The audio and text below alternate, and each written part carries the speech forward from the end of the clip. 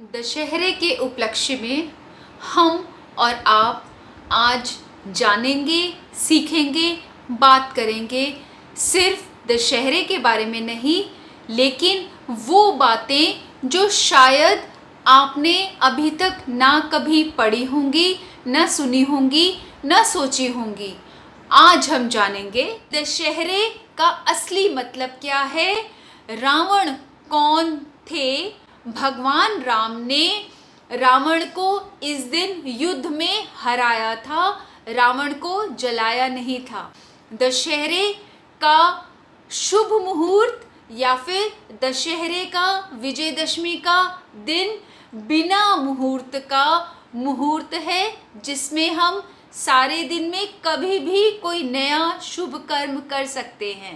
दशहरे की सांझ संध्या का समय बहुत ही महत्वपूर्ण है और इस दिन शाम के टाइम हमें हरि भजन में बिताने से क्या क्या फायदे होते हैं। दशहरा यानी विजयदशमी, हम और आप सभी इस शब्द का, इस त्योहार का मतलब जानते हैं, किंतु क्या हम अपनी नेक्स्ट जनरेशन को, अपनी अगली पीढ़ी को इसका सही मतलब समझा रहे हैं? शायद हाँ, शायद नहीं। आपने अपने बच्चों को, अपने पोतों पोतियों को, अपने दोते दोतियों को या किसी और भाई भतीजे को उसके पूछने पर या अन्यथा क्या बताया कि दशहरा जब रावण को भगवान राम ने मारा था उस दिन को दशहरा मनाते हैं और शाम के टाइम मीठा खाते हैं, उत्सव मनाते हैं और रावण का पुतला जलाते हैं। बस यही ना? क्या हमने अपने बच्चों को, अपनी आगे आने वाली पीढ़ी को, जो बड़ी हो रही है, जो कल इस देश का भविष्य होंगे, क्या हमने उन्हें ये समझाया कि भगवान राम ने रावण को क्यों मारा था? रावण कौन था? भगवान राम कौन थे? रावण एक बहुत बड़ा राजा था और राक्षस था, असुर था, बहुत बड़ा पंडित था, या यूं कहें कि रावण एक बहुत बड़े पंडित थे जो शास्त्रों में पारंगत थे, जो भगवान शिव के बहुत बड़े भक्त थे। उन्हें भगवान शिव से बहुत बड़े बड़े वरदान भी मिले हुए थे, किंतु उनकी एक भूल, एक मुख्य भूल और उनका अहम उन्हें ले डूबा। उन्होंने सीता माता का हरण किया और उन्हें अपनी कैद में रखा, अशोक वाटिका में रखा, किंतु उन्होंने कभी भी जबरन सीता माता से विवाह करने या उन्हें अपनाने की गलत कोशिश नहीं की। रामचरितमानस, रामायण और हमारे विभिन्न मुख्य ग्रंथों में इसका सही सही आख्यान, व्याख्यान है, किंतु अपने अहम के कारण या सामयिक कुबुद्धि के कारण और इस मुख्य भूल के कारण उन्हें भगवान राम के हाथों मरना पड़ा। हालांकि भगवान राम के हाथों मरने की वजह से वैसे भी उनकी सद्गति हुई, लेकिन क्या हमने अपने बच्चों को बताया कि हमें वो गलतियां नहीं करनी जो रावण जैसे महान पंडित ने की थी? यूं तो उनमें बहुत गुण थे, पर ये गलती करने के कारण उन्हें भगवान राम ने मारा। क्या हम अपने बच्चों को ये सिखाते हैं कि दशहरा यूं तो बुराई पर अच्छाई की जीत है, या हम ये बताते हैं उन्हें कि हमें गलत काम नहीं करने, क्योंकि एक दिन गलत काम करने वाला हारता है और सही काम करने वाले की जीत होती है? क्या हमने उन्हें ये भी समझाया कि दशहरा का पूरा दिन सर्वार्थ सिद्धि योग होता है? जैसे कुछ विशेष व्रत और त्योहार होते हैं जिनमें किया गया जप तप पाठ पूजा होम हवन इत्यादि अक्षय फल देते हैं। ऐसे ही दशहरा का विजयदशमी का जो दिन होता है वो भी एक बारी, सिर्फ एक बारी भगवान का नाम लेने पर उसका कई गुना फल देता है। और खासकर जब संध्या समय होता है, शाम को जब दिन और रात मिल रहे होते हैं, यानी सूर्यास्त से तकरीबन कुछ मिनट पहले और सूर्यास्त के कुछ मिनट बाद ये संध्या काल होता है। संध्या भगवान सूर्य की पत्नी है। उस समय किया गया जप तप ध्यान भगवान का नाम अक्षय पुण्य की प्राप्ति कराता है। उसका कोई मेल नहीं है, उसका कोई जोड़ नहीं है।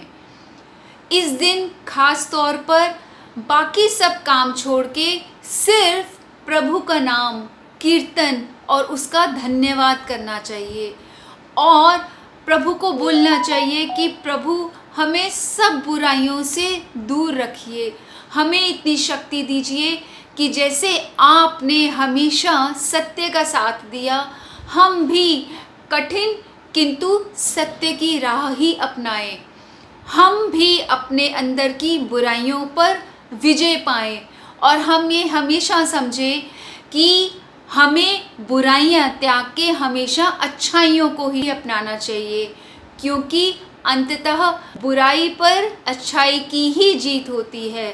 बुराई का सिर नीचा होता है और अच्छाई का सिर गर्व से ऊंचा। हमें अपने बच्चों को ये भी बताना चाहिए कि विजयदशमी या विजयादशमी दशमी तिथि को आता है।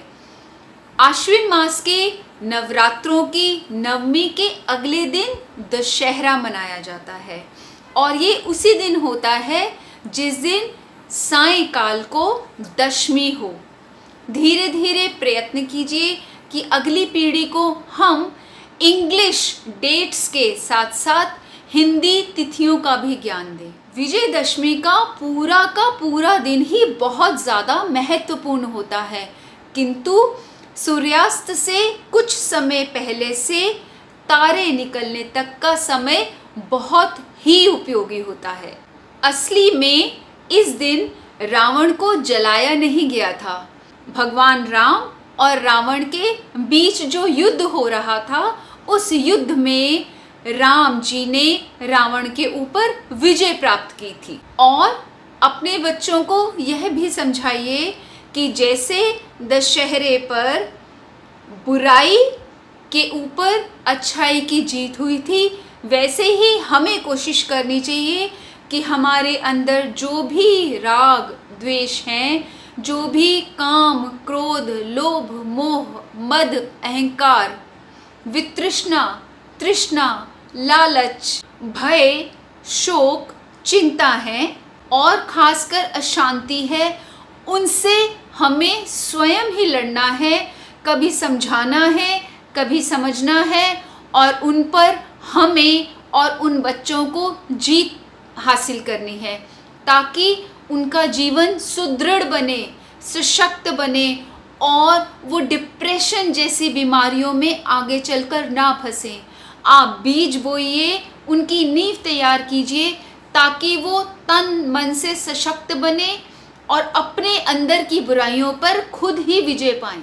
दशहरे के दिन कहा जाता है कि ये बिना मुहूर्त के मुहूर्त है, यानी इस दिन बिना मुहूर्त देखे कोई भी नया शुभ काम शुरू किया जा सकता है या किया जा सकता है, क्योंकि यह पूरा दिन स्वयं सिद्ध मुहूर्त का दिन कहलाता है। प्रायः हमें कुछ मुख्य शुभ कर्म करने से पहले पंडित से पंचांग देखकर मुहूर्त की तिथि तय करनी होती है, किंतु इस दिन किसी भी क्षण किसी भी समय किसी भी घड़ी में नया काम शुरू किया जा सकता है।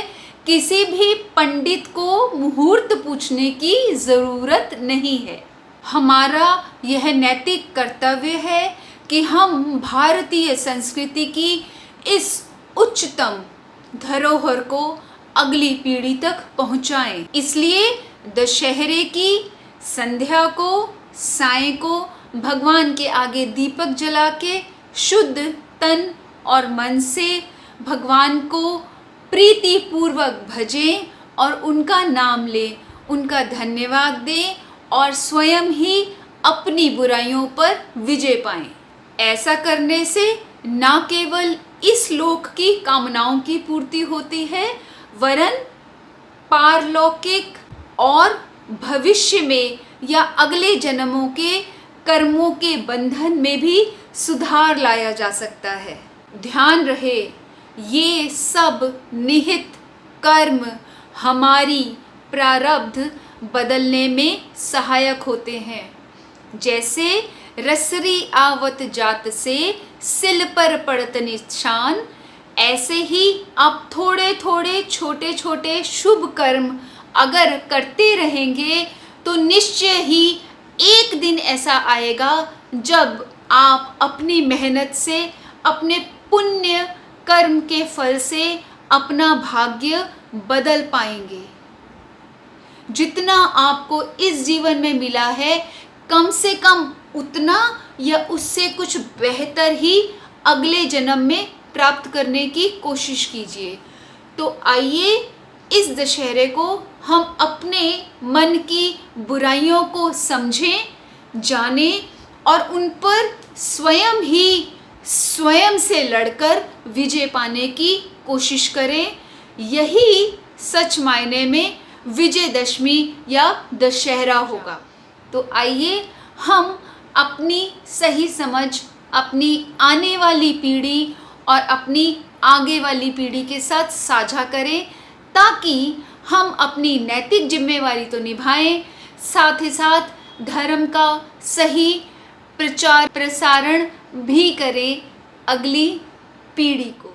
इसके अलावा आपसे मुझे यह भी बात करनी थी कि आप लोग, बहुत लोग मेरे वीडियोस देख रहे हैं और पसंद भी कर रहे हैं।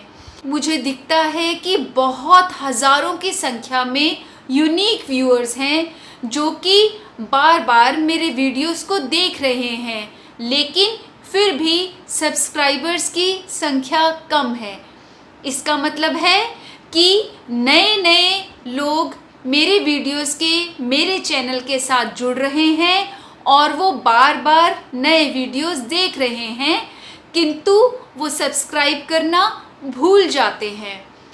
इसीलिए आपसे मेरी रिक्वेस्ट है कि चैनल पर जाकर या फिर इसी वीडियो को देखते हुए आप प्लीज़ सब्सक्राइब कीजिए और इस चैनल में, इस वीडियो में या किसी भी वीडियो में आपको जो भी सबसे अच्छी बात लगी उसे मुझे कमेंट में लिखकर बताइए, जिससे मुझे भी पता लगेगा कि आपको क्या सही लग रहा है।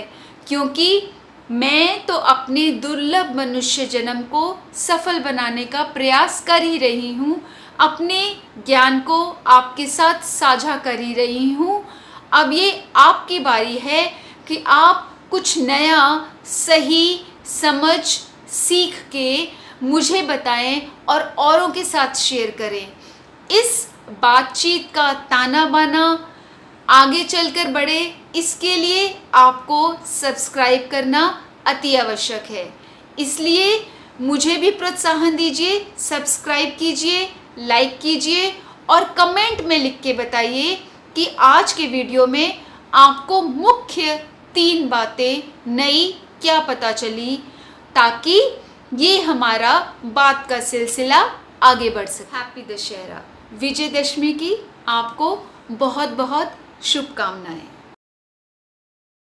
तो आज के वीडियो में हमने जाना कि दशहरे का असली मतलब क्या है, रावण कौन थे। भगवान राम ने रावण को इस दिन युद्ध में हराया था, रावण को जलाया नहीं था। विजयदशमी का दिन बिना मुहूर्त का मुहूर्त है। विजयदशमी का एक मतलब ये भी है कि हमें अपने अंदर की बुराइयों को लड़कर स्वयं से लड़कर हराना है और अपने अंदर की अच्छाइयों को जिताना है। दशहरे की सांझ संध्या का समय बहुत ही महत्वपूर्ण है। इस दिन शाम के टाइम हमें हरि भजन में बिताने से क्या क्या फ़ायदे होते हैं। हमने ये भी जाना कि आपका इस चैनल को सब्सक्राइब करना आपके और मेरे लिए कितना महत्वपूर्ण है।